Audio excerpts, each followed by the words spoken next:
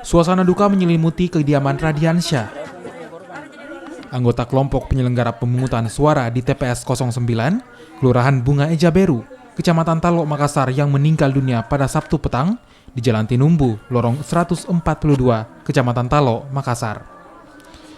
Almarhum sebelumnya beberapa kali dibawa ke rumah sakit lantaran mengalami panas tinggi akibat kelelahan dan kurang istirahat sejak pelaksanaan pemilu serentak. Korban juga mengeluhkan sakit di bagian tenggorokannya.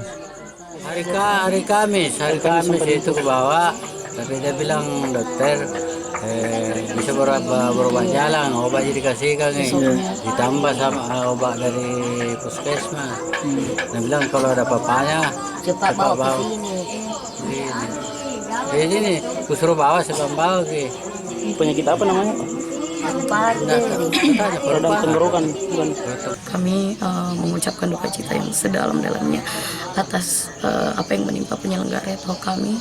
Memang pemilu kali ini mungkin pemilu yang paling berat sepanjang penyelenggaraan pemilu di negara kita. Teman-teman yang telah memilih untuk menjadi penyelenggara ad hoc adalah mereka yang telah berani mewakafkan diri bagi demokrasi di negara ini. Membangun demokrasi kita tidak mudah, dan teman-teman ini sudah mereka yang kemudian menjadi pondasi itu dan telah syahid di jalan ini.